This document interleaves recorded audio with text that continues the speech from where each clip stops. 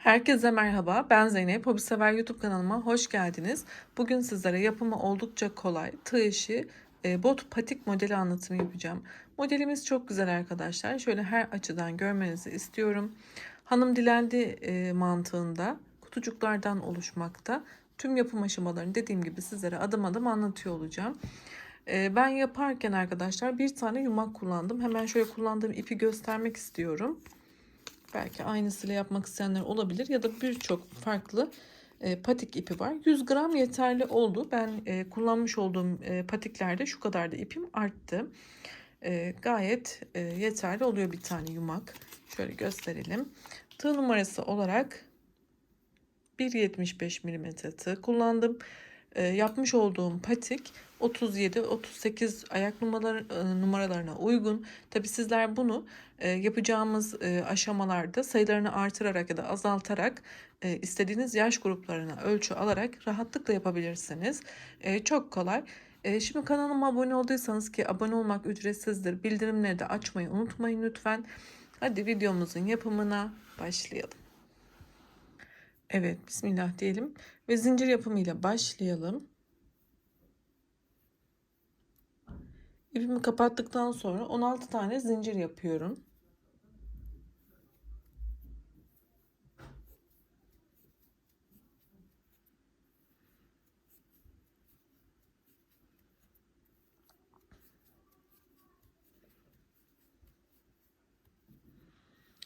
...16 tane zincirimi yaptım. Üzerine alıyorum. 1, 2, 3, 4. zincire batıyorum. Ve burada bir tane ikili trabzan yaparak kapatıyorum.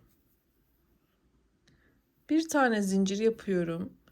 Ve sıradaki bir zinciri atlıyorum. Yan yana 2 tane zincire trabzan yapacağım. Hemen şöyle ilkine başladım. Bir tane ikili trabzan yaptım. Şimdi yanındakine de bir tane ikili trabzan yapıyorum. Ve ikinci grubumuz oluştu. Arada bir zincir, bir tane atlıyorum. Yan yana iki tane ikili trabzan yapıyorum.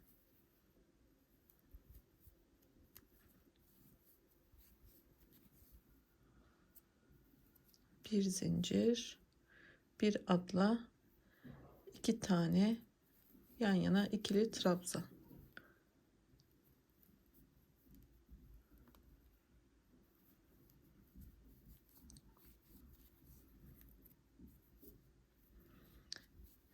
Bir zincir, yine bir tane atladım. İki tane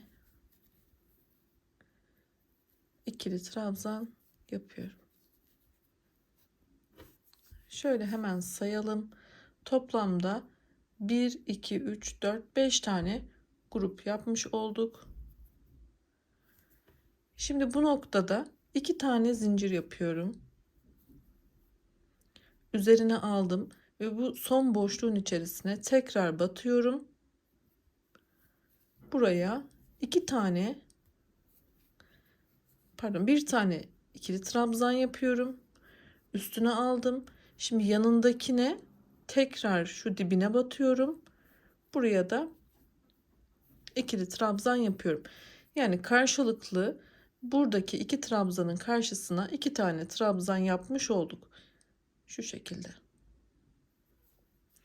Şimdi arada bir tane zincir yaparak şimdi bu iki tane trabzanın karşısına iki tane trabzan yapacağız. Şöyle diplerine batıyorum, bakın.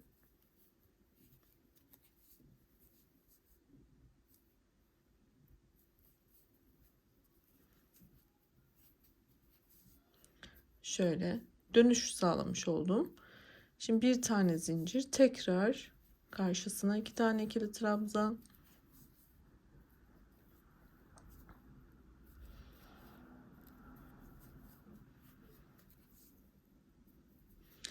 bir zincir. Şimdi diğer grubun karşısına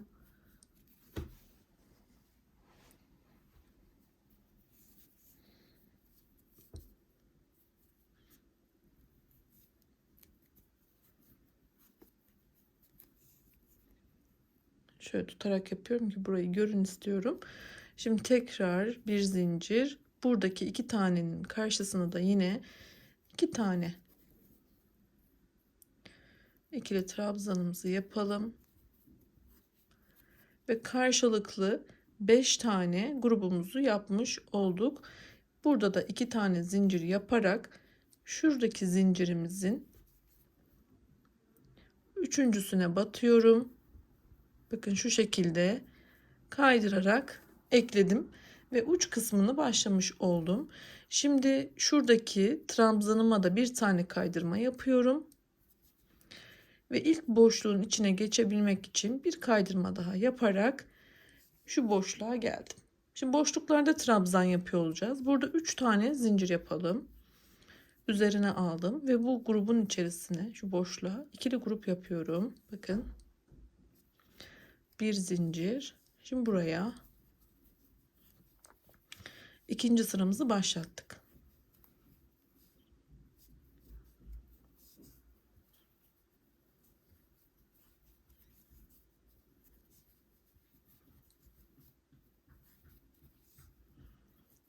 Aralarda bir zincir, boşluklarda 2 tane ikili trabzan yapıyoruz.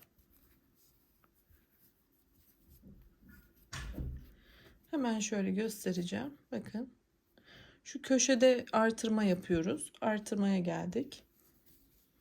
Şimdi bir tane zincir yaparak burada 2 tane zincirle geçmiştik biliyorsunuz şurada. Bu zincir boşluğuna 2 tane ikili trabzan,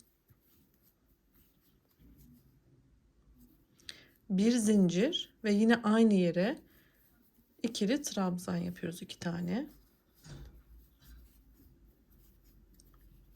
Yani burayı bu şekilde 4 tane trabzanla geçtik. Şimdi arada bir zincir yaparak şu boşluğa geçiyorum.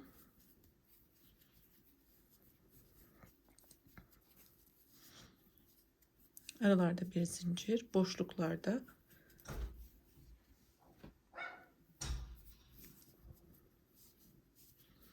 trabzanlarımız var.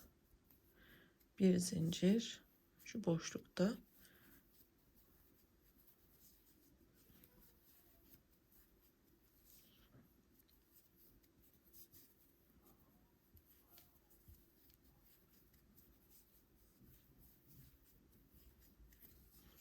Şöyle tutayım arkadaşlar. Bakın burada dönüşü sağladım. Şimdi şurada da dönüş yapacağız ve artırma yapacağız. İkinci sıramızı devam ediyoruz şu anda. Bir tane zincir yaptım. Yine buradaki köşeye geldim. Burada da yine aynı yere 4 tane trabzan yapacağız. Arada bir tane zincirimizi yaparak bir zincir aynı yere tekrar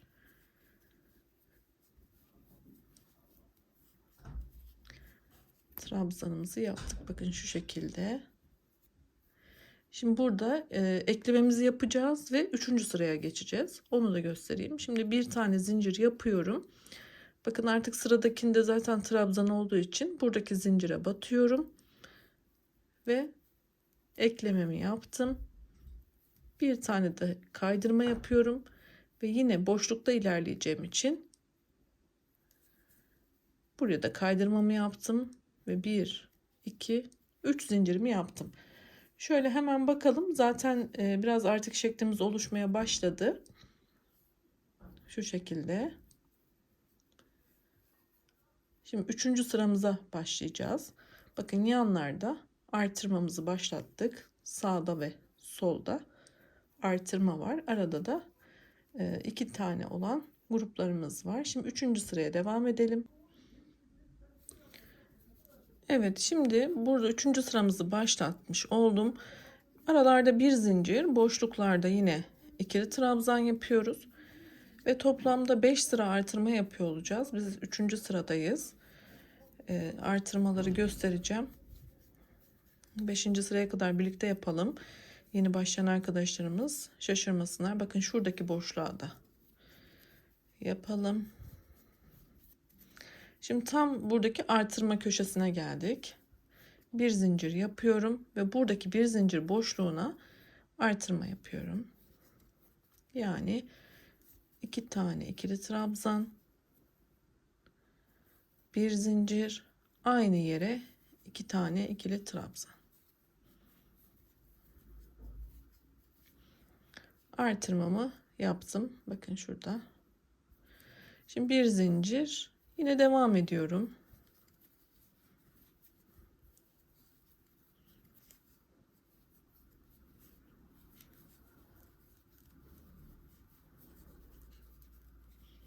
Buraları hızlı geçiyorum çünkü sayılarımız aynı.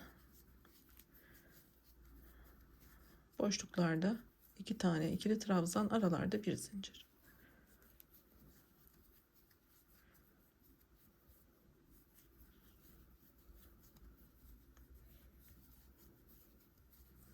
Yine artırmaya geldik.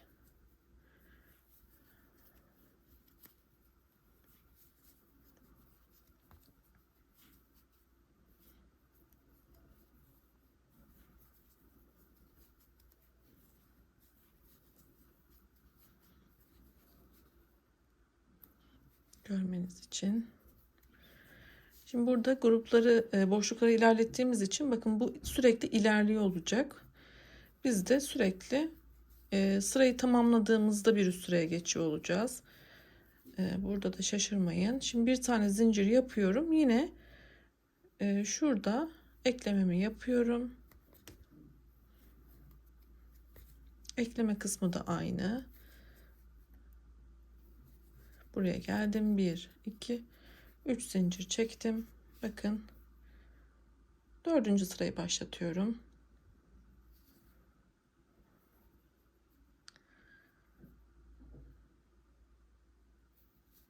İpim takıldı arkadaşlar. Şöyle, evet. Yine aynı şekilde devam ediyorum.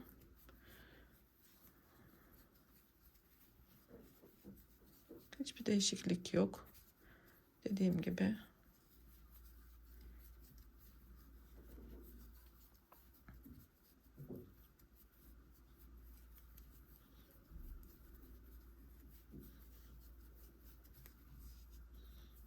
Evet. Bakın tam burada da yine artırmaya geldim. Yani şu kenardayım. Sağ ve sol kenarda yine artırmayı yapacağım.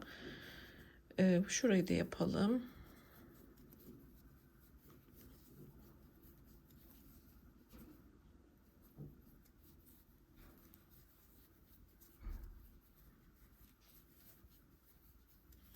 Artırmamı yaptım. Yine bir zincir, aynı şekilde devam ediyorum. Bakın şuraya kadar ilerleyeyim ben arkadaşlar. Aynı şekilde şuraya kadar yapayım. Evet, 4. sırada devam ediyorum. Yine burada artırma kenarına kadar geldim. Şöyle burada da artırmamızı yine yapalım.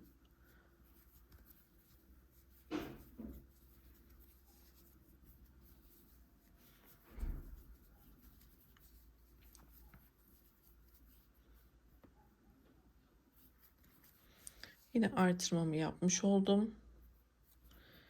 Bir zincir. Bakın burada da yine bu sefer biraz daha uzaklaştı. Yani 2 tane boşluk oluştu bu sırada. Dediğim gibi bu artıyor, değişiyor. Yani ilerliyor, biz hep ilerlettiğimiz için. Ama hiçbir sıkıntı yok. O şekilde ilerleyeceğiz. Bakın sona geldim.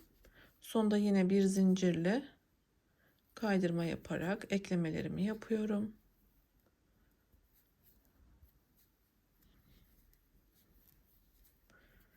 Evet. Yine 3 zincirimi yaptım. Şu an toplamda 1, 2, 3, 4 sıra yaptım. Şimdi 5. sırada da artırma yapacağız. Onun için devam ediyorum.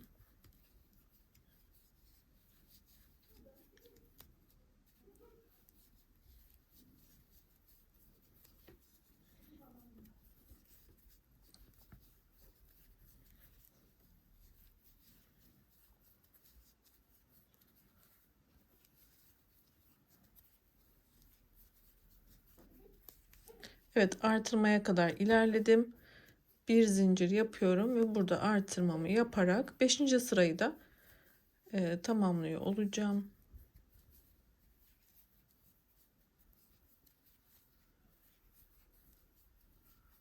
Bakın artırmamı yaptım. Yine bir zincir yaparak bir tane daha turu, yani 5. turu devam ettiriyor olacağım. Diğer kenara geldiğimde yine burada artırma yapmayı unutmayalım. Burayı ilerleyeceğiz. Burada artırma yapacağız. Tekrar dönüp şu noktaya kadar geleceğiz. Ben de oraya kadar devam edeyim. 5. sıramın sonuna geldim. Bir tane zincir yaptım ve artık eklememi yaparak ara boşluğa ilerliyorum ve 6. sırayı başlatacağım. 6. sıramızda artırma yapmıyoruz arkadaşlar. Şimdi onu gösteriyor olacağım. Şurada 1. sıramızda patik ucumuzu başlattık. 2, 3, 4 ve 5. sıralarda sağda ve solda artırmamızı yaptık. Hemen şöyle bakalım. Toplam 5 sıra ördük. Burada patik ucumuz tamamlandı.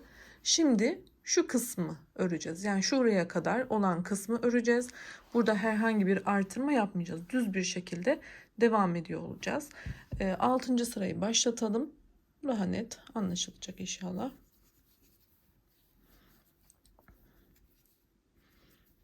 Yine aynı şekilde ilerliyorum. Bir farklılık yok.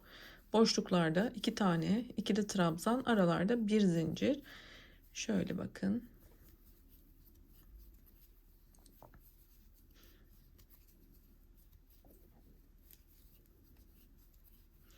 Bu sıradaki ve sonraki sıralardaki tek fark şuradaki boşluğa bir tane grup yapacağız. Yani artırma yok artık.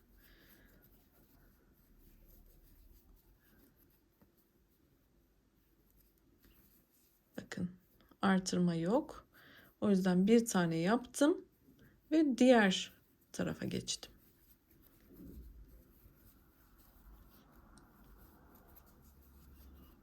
Şöyle. Bakın artık artırma yapmıyorum. Burada düz bir şekilde geçişimizi yaptık. Şimdi ne yapıyorum? Yine aynı şekilde devam ediyorum.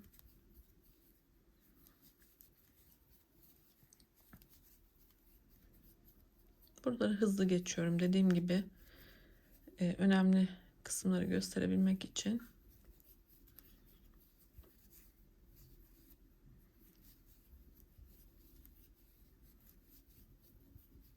Gerçekten çok kolay bir model.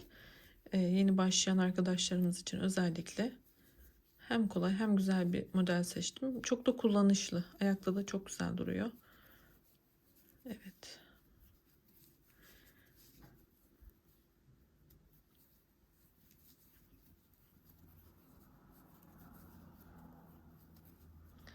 Bir zincir. Bakın buradaki artırma yerinde tek geçtik. Şuraya geldik. Şimdi burada da tek geçeceğiz. Yani artırma yok artık. Dediğim gibi. Bakın şurada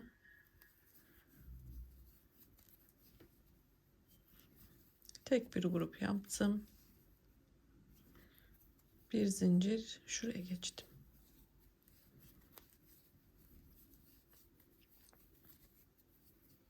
Şöyle tutup göstereceğim. Bakın burada da.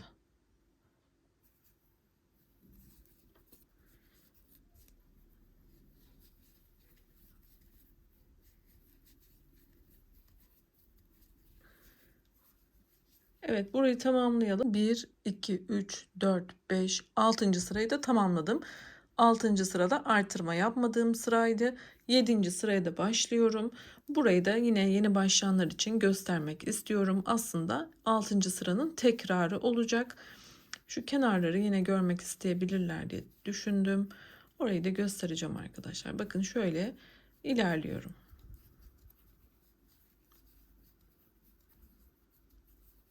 Bakın şuraya geldiğimde, yani artırma kısmına geldiğimde artık sadece boşluklarda ilerliyorum. Herhangi farklı bir şey yapmıyorum. Burayı da göstereceğim.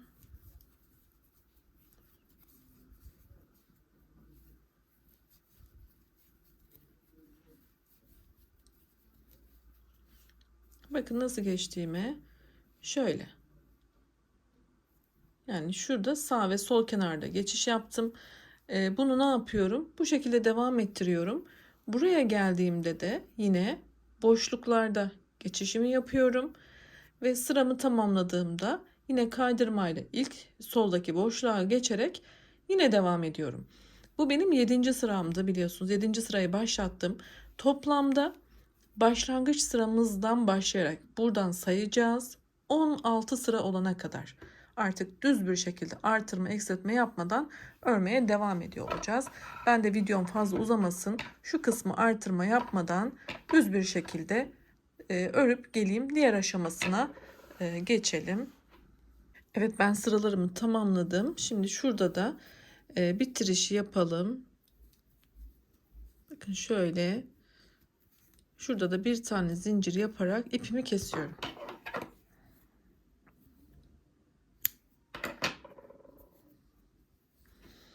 Hemen şöyle bakalım. Toplamda 1, 2, 3, 4, 5, 6, 7, 8, 9, 10, 11, 12, 13, 14, 15, 16. 16 tane sıra yaptım. Şimdi şu kısmını bitirdik arkadaşlar. Şuradaki tabana doğru olan uzun kısmı yapıyor olacağız. Yani şu kısmı yapacağız. Hemen başlayalım. Bunun yerini nasıl belirleyeceğiz? Bu ipimiz üstte kalacak, yani bu kısımda kalacak. Çünkü ilerlettiğimiz için bakın buradaki kaydırmalar taban kısmında kalmasını istiyorum. O yüzden şu açıklıktan yararlanacağım. Tam ortadaki grubum şu arkadaşlar. Bunu nasıl belirledim? Biliyorsunuz şurada 5 grupla başlamıştık. Tam ortasındakinden şöyle bir hiza aldım. Bakın şöyle. Kenarda 3 tane, şurada da 3 tane var. Bu benim ortadaki belirlediğim trabzan grubum. Şöyle yapacağım. 3 taneyi baz alacağım. Bakın. Aynı sayıda yapıyorsak zaten tam şuradan başlayacağız.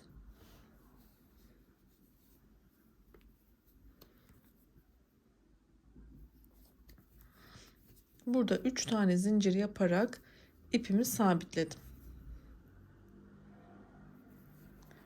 Ve olduğum noktaya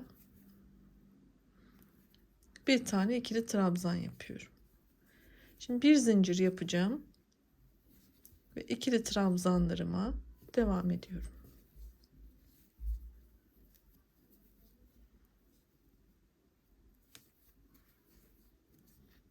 Bakın şu şekilde.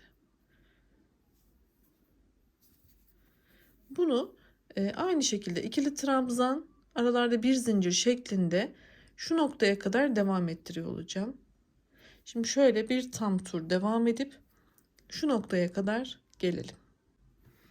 Evet, ilk sıramı başlattım ve bir tam tur yine aynı şekilde devam ettim. Gruplarımda hiçbir farklılık yok ve şu noktaya kadar geldim. Yani şu ortada 3 tane bakın grubum kaldı. Şimdi geri döneceğim arkadaşlar. Bu geri dönüşte birkaç sıra bunu devam ettiriyor olacağız. İki kenarında dönüşleri farklı. Şimdi bu kenarda nasıl döneceğiz? Öncelikle onu göstereyim. Bakın şurada 4 tane zincir yapıyorum. 4 tane zincir yapmamın sebebi, burada zaten trabzan grubu olduğu için şu boşluğa geçiyor olacağım. Yani şu boşluğa geçeceğimiz yerlerde 4 zincirle geçiyor olacağız. Bakın hemen buradaki boşluğa ilk grubumu yaptım. Şimdi bir zincir yapıyorum ve devam ediyorum. Bakın bu şekilde. Şimdi sırayı devam ettirelim. Yine şuraya kadar, şuradaki bitirişi de gösteriyor olacağım. Şimdi bunu bir tam tur şuraya kadar yapalım. Buradan başladım. Burada grupla bittiği için burada da bir tane zincir yapıp şu kenardaki zincire batıyorum ve burada da bir boşluk elde etmek için ikili trabzanla sıramı bitirdim. Üçüncü sıraya başlarken şimdi burada boşluğum olduğu için bakın 1, 2, 3 zincir yapıyorum, çevirdim. Boşluğum burada olduğu için 3 zincir yaptım. Biraz öncekinde ne yapmıştık? 4 zincir yapıp boşluk oluşturmuştuk. Şimdi boşluğumuza grup yapacağımız için 3 tane zincir yapıyoruz.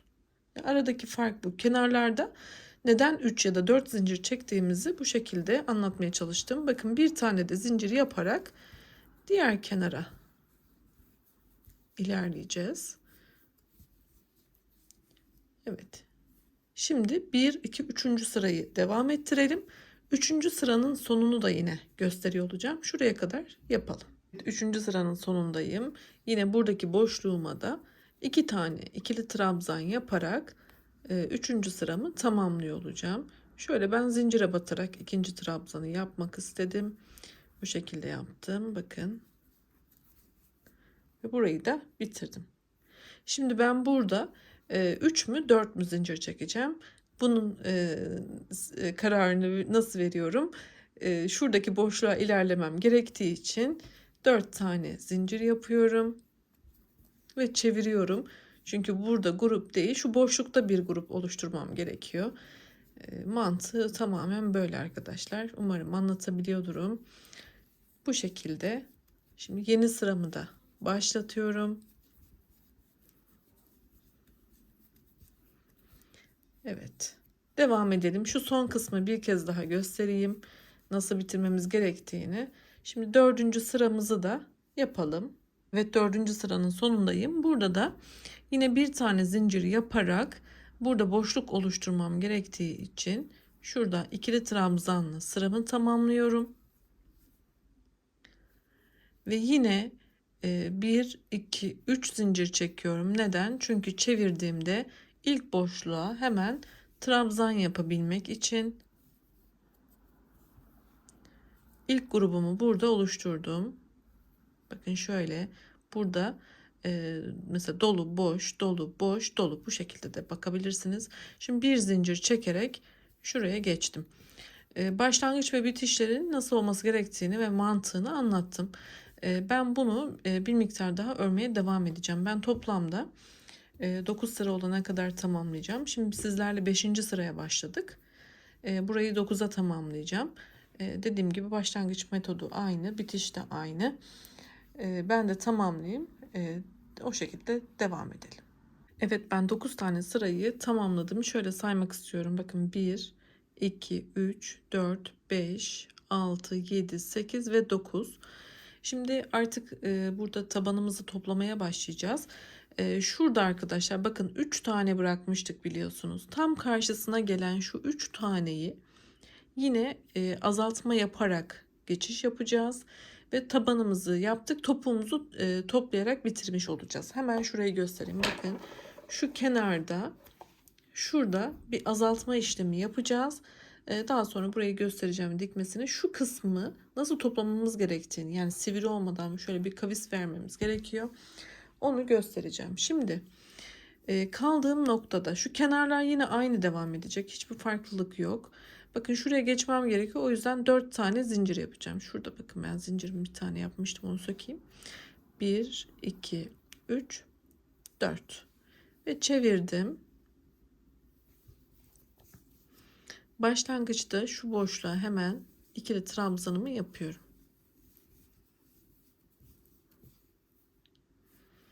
Arada bir zincir. Devam ediyorum.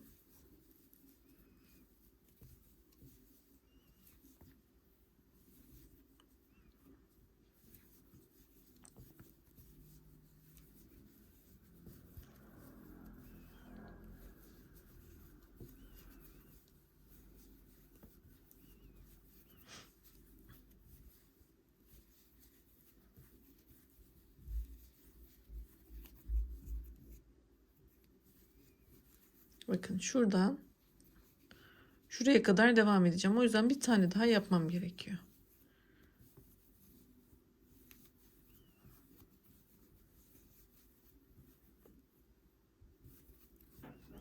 Yani ben burada 6 tane, bakın 1, 2, 3, 4, 5, 6 tane grup yaptım. Şöyle katladığımda zaten burası tam geliyor. Şimdi şuradaki 3 taneyi de sık iğne ile geçeceğim. Yani şurası kadar olmalı.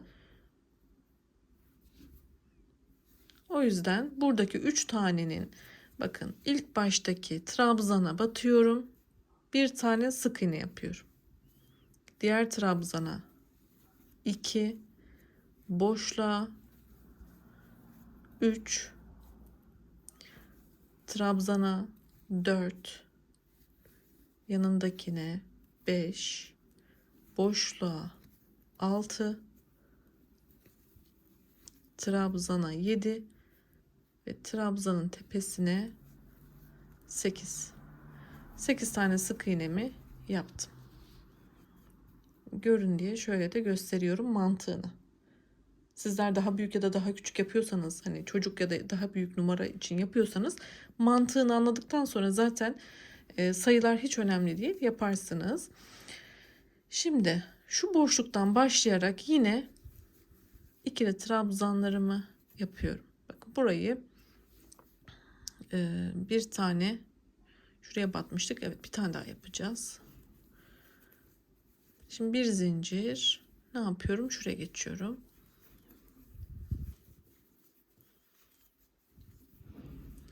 Ve bu şekilde şu sona kadar devam edeceğiz ve tekrar dönüp şu noktaya geleceğiz. Yani şuradaki tekrar azaltmayı göstereceğim. Ben burayı tamamlayıp şuraya kadar tekrar gelip şu noktada tekrar göstereceğim. Evet, biz burada kalmıştık. Ördüm, çevirdim, tekrar buraya kadar geldim. Şuradaki 8 tane sık iğnemin olduğu noktaya kadar ilerledim. Önemli olan burası, zaten diğerler aynı arkadaşlar. 8 tane sık iğne yapmıştık. Bakın buradaki son trabzanların üstüne batmıyorum. İlk yapmış olduğum sık iğneden başlayacağım. Bir tane ilmek çıkarttım. Şimdi yanındakinden de bir tane çıkarttım ve üçünü tek seferde toplayarak ilk azaltmamı yaptım. Bu birdi. Şimdi devam ediyorum.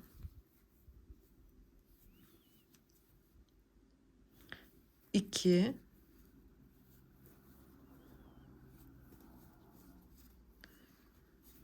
3,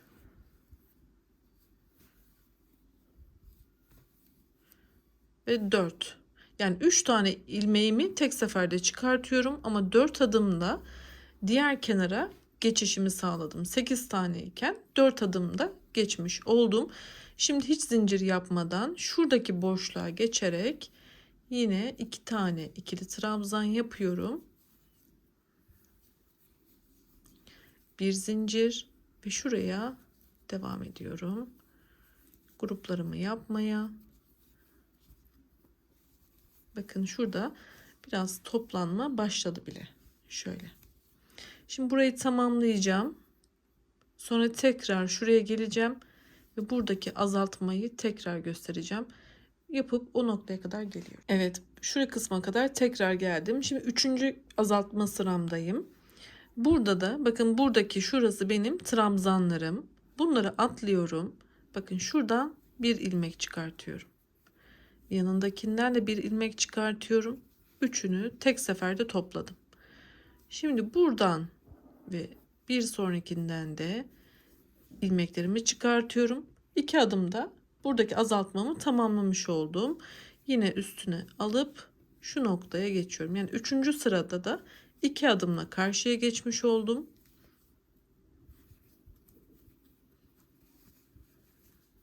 Bakın, azaltma devam ediyor. Şimdi şurayı da devam ettiriyor olacağım. Bu kısmı yapıp geliyorum arkadaşlar. O şekilde devam edeceğiz. Ben burayı da tamamladım. Artık eksiltmemiz bitti arkadaşlar. Şöyle bakın. Şuradan da göstereyim. Şöyle tabanımız oluştu. Şimdi burayı dikeceğiz. Şurada bir sivrilik olmadan gayet de güzel şurayı yapmış olduk. Bakın şu kısım toparlanmış oldu. Şimdi şuradaki dikişi yapıyor olacağız. Bunun için ben şurası benim dış yüzeyim olduğu için ben bunu şöyle çevirip yapacağım. Şurayı dikeceğim. Bunu dilerseniz iğneyle de yapabilirsiniz, zor geliyorsa size. Öncelikle şurada ipimi şöyle bir kaydırarak istediğim yöne alacağım. Şöyle bir tane zincir yapayım. Şöyle çevirdim bakın. İpim terste kaldı. Evet. Şimdi şöyle karşılıklı, bakın buradan karşılıklı şöyle ilmek kaydırarak da olabilir. Sık iğne yaparak da olabilir. Ben ilmek kaydırarak diktim.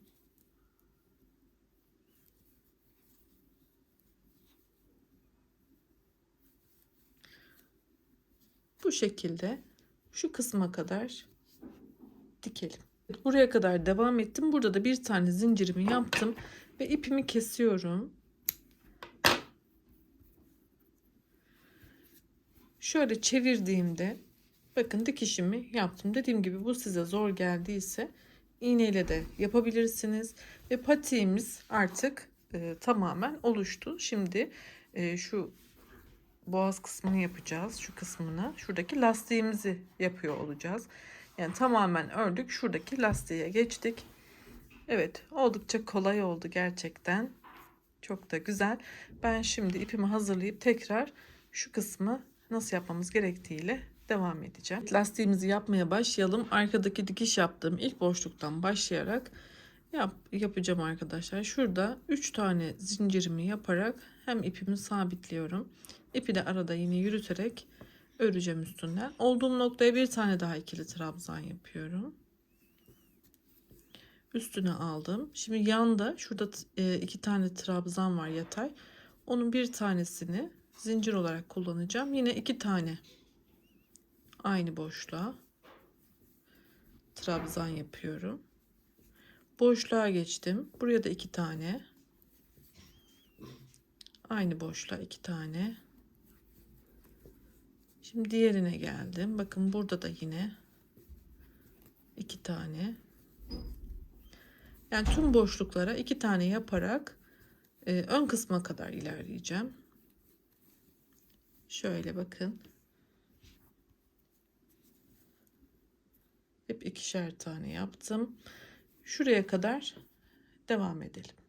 Evet, öne kadar devam ettim. Şimdi burada tek yapacağız ön kısımda. Yani şu boşlukları kullanacağız ama tek. Bakın. Şu boşluğa bir tane. Trabzanın tepesine bir tane. Yanındaki trabzana bir tane.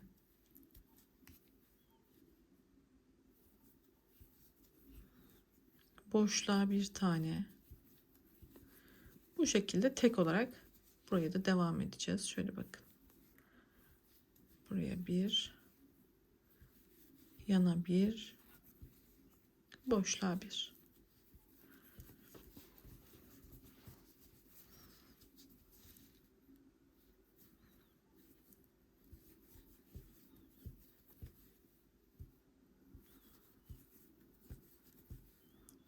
Boşluğa da bir tane yaptık. Şurayı bir daha yapalım. Şimdi bu tarafa geçtik.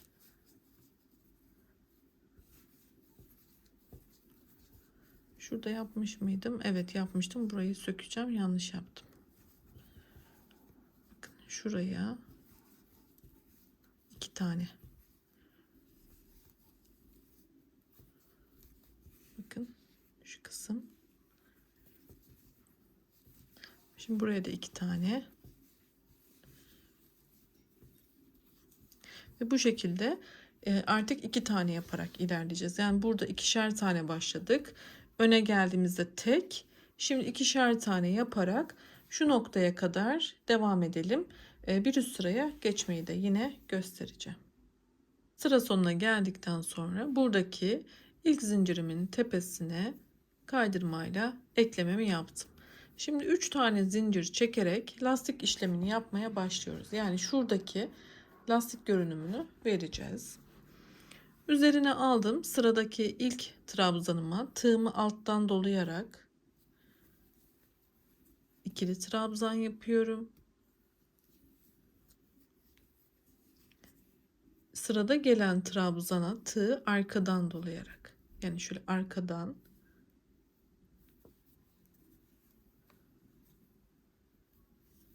ikili trabzan, sıradaki önden trabzan,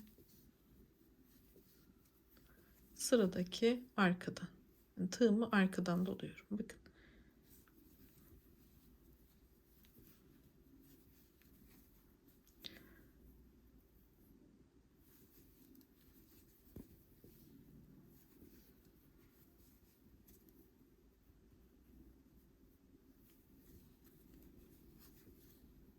Bu şekilde tam bir tur devam ediyor olacağız.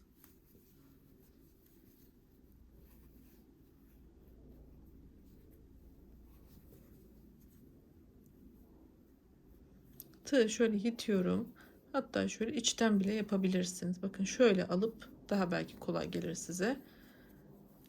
Bu şekilde ikili trabzan yapabilirsiniz. Evet. Ön trabzan, arka trabzan şeklinde tam bir tur yapalım. Şu noktaya kadar tekrar gelelim. Evet, ilk sıramı yaptım. Sıra sonunda şuradaki zincire yine kaydırma yöntemiyle ekleyelim arkadaşlar.